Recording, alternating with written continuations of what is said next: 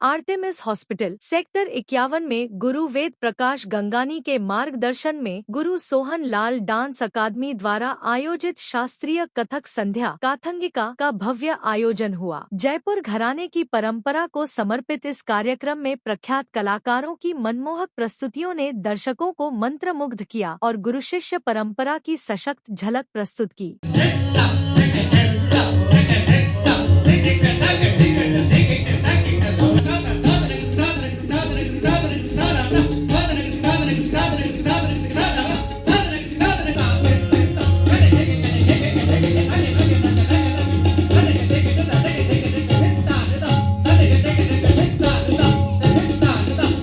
खाने में GM marketing Artemis group of hospital से हूँ और आज ये जो प्रोग्राम हो रहा है गुरु सोहन लाल एकेडमी द्वारा, और ये बहुत ही अच्छा इनिशिएटिव है जो कि बच्चों को हमारे सांस्कृतिक प्रोग्राम्स के लिए प्रेरित करता है। इसी में हमने लोगों को अवेयरनेस के लिए भी थोड़ा सा जागरूक करने के लिए एक प्रोग्राम रखा है, जिसमें हमारे डॉक्टर अरुण कुमार दनेवा हैं जो कि बच्चों की ब्लड कैंसर की बीमारी के एक्सपर्ट हैं, वो भी अपना एक उसमें अवेयरनेस प्रोग्राम देंगे। तो इस तरह के प्रोग्राम्स आर्टेमिस पास्ट में भी करता है, फ्यूचर में भी करता रहेगा।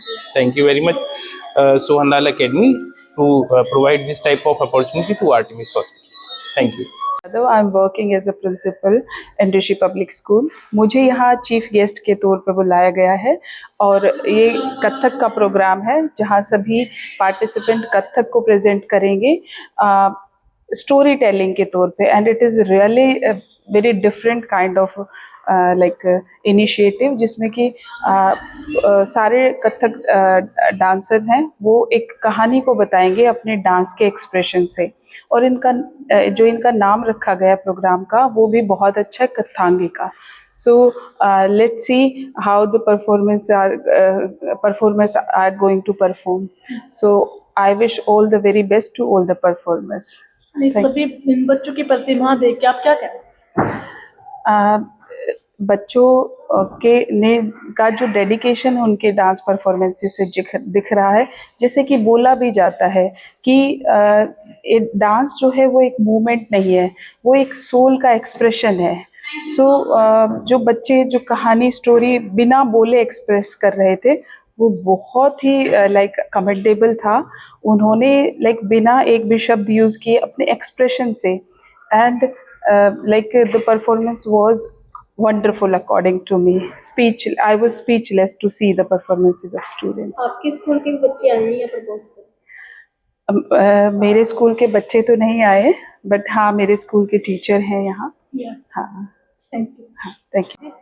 नमस्कार, मैं अलका सिंह हूँ, प्रिंसिपल हूँ Bluebells model school sector 4 Gurugram के, और गुड़गांव सहोदया के चेयरपर्सन हूँ। आज जो इवेंट रखा गया है इसमें क्या कहना है?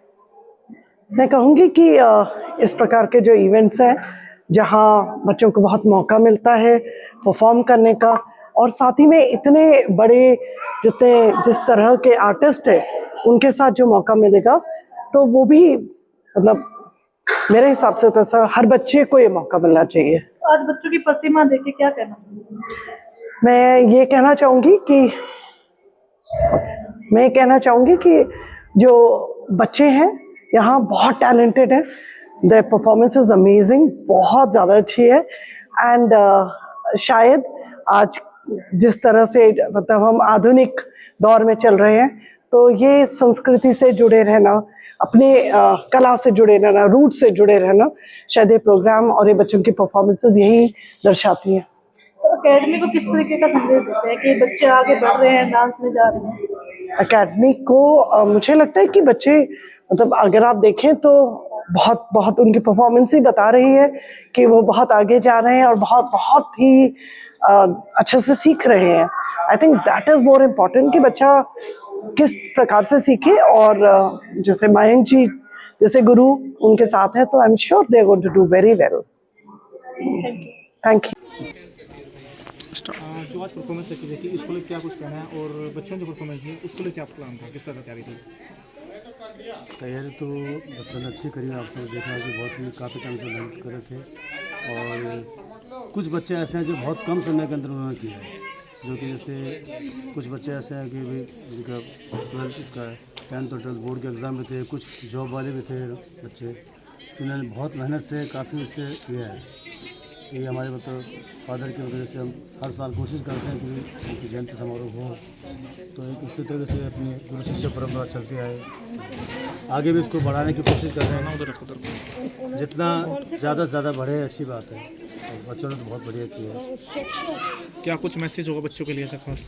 बच्चों के लिए मैसेज ये है कि आज अच्छा किया है, लेकिन और इससे ज़्यादा अच्छा करें। आज तो अच्छा किया ही है, बहुत ही बढ़िया मेहनत की है, बहुत ही अच्छा इन्होंने परफॉर्म किया और मेहनत भी वाकई में दिखी है। तो आगे हम चाहेंगे और अच्छी इससे ज़्यादा मेहनत हो,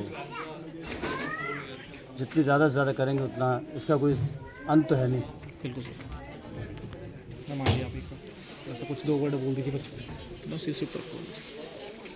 रेडी? हाँ मैम, आपका नेम बताइए। मेरा नाम मैत्री कुलकर्णी है और मैं इस एकेडमी से जुड़ी हुई पिछले 4 सालों से। यहाँ पे अभी मन इतना लगा हुआ है क्योंकि इतने अच्छे से गुरु शिष्य परंपरा यहाँ फॉलो की जाती है कि हमको ज्ञान जो मिला है, प्यार जो मिला है और जो फैमिली वाली फीलिंग आती है, इसी से हम लोग बहुत सीख के आगे बढ़ रहे हैं। आज की जो परफॉर्मेंस है उसको लेकर क्या कुछ कहना है? खुद को देख के मुझे पता चल रहा है कि मैंने कितना इम्प्रूव किया है और मुझ में जो हमेशा डांस करने का सपना था वो मेरे गुरुओं की वजह से आज पूरा हुआ है। कथक की वजह से डांस तो और भी थे, कथक ही क्यों? क्योंकि इसमें एक डिसिप्लिन है, स्ट्रक्चर है। आगे बढ़ने वाले सारे हमारे जो जनरेशन के इश्यूज़ हैं, जैसे आप सारी चीज़ों को टैकल कर सकते हैं, फिजिकल प्रॉब्लम्स टैकल कर सकते हैं, मेंटल प्रॉब्लम्स टैकल कर सकते हैं। मैंने जब स्टार्ट किया था क्लास, मुझे याद है एक आधा पैराप्लाइज्ड लेडी आती थी और वो 4-5 महीने करके काफ़ी उनमें इम्प्रूवमेंट आया था हेल्थ में, एंड मेंटल तो आपके बेनिफिट्स दिखते ही हैं ऑफ एक्सरसाइजेस। मेरा नाम डॉक्टर अरुण धन्यवा है। मैं बच्चों के ब्लड की प्रॉब्लम्स और बच्चों का कैंसर देखता हूँ इस अस्पताल के अंदर। आज जो यहाँ प्रोग्राम हुआ उसमें हमने संक्षेप में एनीमिया के बारे में बात की, क्योंकि एनीमिया मुक्त भारत हमारा एक भारत गवर्नमेंट का प्रोग्राम है जिसके अंदर हमारा लक्ष्य है कि हर साल हम 3% से बच्चों में एनीमिया को कम लाएं। इस टाइम बच्चों में जो एनीमिया का प्रिवलेंस है, जो पाया जाता है एनीमिया, हर 10 में से 6 बच्चे को एनीमिया है। तो हमने इसके बारे में आज जागरूकता यहाँ पे क्रिएट की कि क्या होता है एनीमिया, कैसे हम इसको रोक सकते हैं और किस तरीके से हम इसको ट्रीट कर सकते हैं। तो किस कारण होता है? सो मोस्ट कॉमन रीज़न है हमारी जो डाइटरी प्रैक्टिस है वो उतनी सही नहीं है। हम भारतीय दूध के ऊपर ज़्यादा बिलीव करते हैं, तो कॉम्प्लीमेंट्री फीडिंग जो बच्चों में इंट्रोड्यूस करनी चाहिए टाइम के साथ में, वो सही तरीके से नहीं होना इसका एक प्रमुख कारण है। और उसी के ऊपर हमने यहाँ पेरेंट्स जो आए हैं उनसे बात की है। तो कैंसर आपने बताया, तो क्यों से जैसे लास्ट स्टेज पे आ जाते तो उसके बाद दोबारा होने का लक्षण? सो देखिए, बच्चों का कैंसर अडल्ट कैंसर से डिफरेंस है। बच्चों का कैंसर अमूमन तौर पे ठीक हो सकता है। यहाँ जो स्टेज की बात की है, इवन स्टेज 4 कैंसर में भी आजकल रिजल्ट काफ़ी अच्छे हैं, 70 से 80% ठीक हो सकते हैं। बट जैसे आपने की वापस आने की 20 से 30% ऐसे दुर्भाग्यशाली होते हैं जिनमें ये कैंसर वापस आता है, तब इलाज करना थोड़ा मुश्किल हो जाता है उसके लिए। ठीक। मेरा नाम पूजा है और मैं एक डांस एजुकेटर हूँ। किस तरीके से बच्चे को डांस सिखाते हैं और कैसे उनकी प्रतिभा निखारते हो? सी एज ए डांस एजुकेटर ये हमारी रिस्पॉन्सिबिलिटी बनती है कि बच्चों को डांस सीखने का पर्पस बताना, कि वो क्यों ये सीखना चाहते हैं, क्या रीज़न है, एजुकेशन है या एंटरटेनमेंट है। तो जब किसी चीज़ के साथ विद्या जुड़ जाती है, एजुकेशन जुड़ जाती है, तो उस चीज़ का पर्पस हमें समझ में आता है। हम डांस क्यों करते हैं उसके पीछे एक मीनिंग होना बहुत ज़रूरी है।